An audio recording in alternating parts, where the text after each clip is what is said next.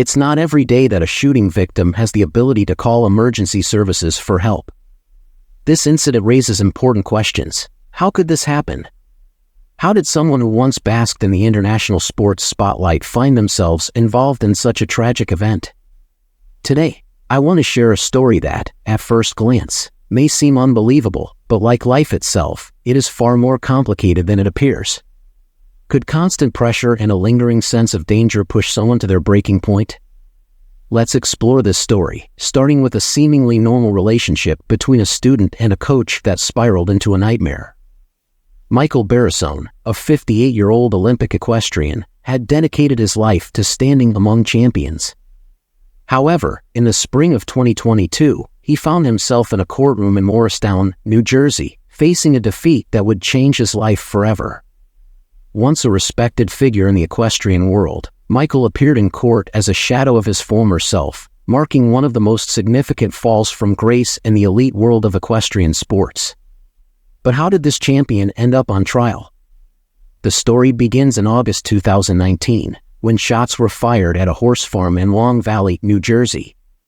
The shooter was Michael Barrisone, a man few would have imagined capable of such an act. Michael was not only a decorated equestrian but also one of the top trainers in the world. He had coached Olympians and represented Team USA at the 2008 Beijing Olympics. As a leading dressage rider, Michael trained aspiring equestrians who went on to excel in prestigious competitions. He was well known in the equestrian community, with many young riders eager to train at his farms. Michael owned two beautiful horse farms, one near Palm Beach and another in an upscale area of New Jersey called Hawthorne Hill. This 53-acre property was an equestrian paradise, featuring lush pastures, an open riding arena, and a large indoor ring that attracted riders of all levels. Laura Osborne and Chelsea Westra, along with their horses, trained under Michael's guidance. They saw him as a strict and disciplined coach, a man who maintained control over his environment. Because horses require constant care, Laura and Chelsea lived and worked at the stables, receiving free riding lessons in exchange for their dedication. A year before the tragedy, Michael had been scouting talent at his Florida horse farm when he met Lauren Kennar, a 37-year-old with dreams of becoming a dressage champion. Their shared passion for horses connected them in a way that would alter both of their lives forever. From the age of 3, Lauren had been captivated by these majestic animals, symbols of strength, freedom, and grace. Like many young girls, she dreamed of having her own pony, and as she grew older, she aspired to compete professionally in the equestrian world. Father Jonathan Kennar gifted his daughter her first horse upon her high school graduation, igniting her passion for equestrian sports. By the time Lauren began competing as an amateur, the renowned dressage trainer Michael Barrisone had already established himself in the industry. Inspired by his graceful performances, Lauren aspired to learn under him. After an event, Michael approached her with an invitation to train at his riding club in New Jersey, an opportunity she eagerly accepted. However, their arrangement was unique. Lauren paid $5,000 monthly for lessons, boarding, and an apartment at Michael's farmhouse, where he lived with assistant trainers Justin Harden and Mary H. Gray, a respected Grand Prix rider. Initially, everything seemed to go well for Lauren. Her childhood dream of riding with a master was realized, and she shared her progress on social media. As time passed, however, Michael noticed Lauren's growing dissatisfaction. She felt that her training lacked intensity, particularly from his assistants.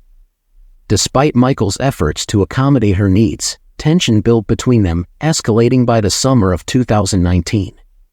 Lauren's demands for Michael's exclusive attention clashed with his busy schedule, leading to misunderstandings and conflicts over her training. The situation worsened when Lauren began expressing concerns about the treatment of her horses, alleging they were being mistreated. These claims, although unproven, polarized opinions within the equestrian community. While some supported Lauren, others believed she was trying to damage Michael's reputation. Tensions flared when hidden recording devices were discovered at the barn, further complicating matters. In August 2019, the conflict reached a boiling point. On August 3rd, Michael contacted the police again, describing the escalating tensions. Then, on August 7th, a social worker visited Michael's property due to a complaint made by Lauren, which added pressure to an already volatile situation. After the visit, Michael's mental state deteriorated. Tragically, on that day, Michael confronted Lauren at the forum and shot her twice. Lauren managed to call for help, and both she and Michael were taken into custody. Lauren underwent emergency surgery and spent days in a medically induced coma. The legal proceedings that followed were intense, revealing deep-seated issues between the parties involved. Michael was charged with attempted murder but claimed he acted out of a temporary emotional breakdown, a defense that led to a trial. The court ultimately found him not guilty by reason of insanity, raising questions about accountability and the complexity of their relationship. Lauren testified about her experiences, and many in the equestrian community remained divided over the incident, with some viewing Michael as the victim of emotional manipulation. In November 2023, Michael was released from psychiatric care and continues to receive treatment. Meanwhile, Lauren has returned to horseback riding after her recovery. This case highlights the delicate balance between emotional distress and personal responsibility, as well as the significant impact of social media in shaping public perception. Ultimately, the question remains, who is the real victim? Both Lauren and Michael's actions contributed to a tragic outcome that reflects the complexities of human emotions and relationships. While many view Michael as a champion, the consequences of his actions serve as a reminder of how fragile the line between conflict and resolution can be.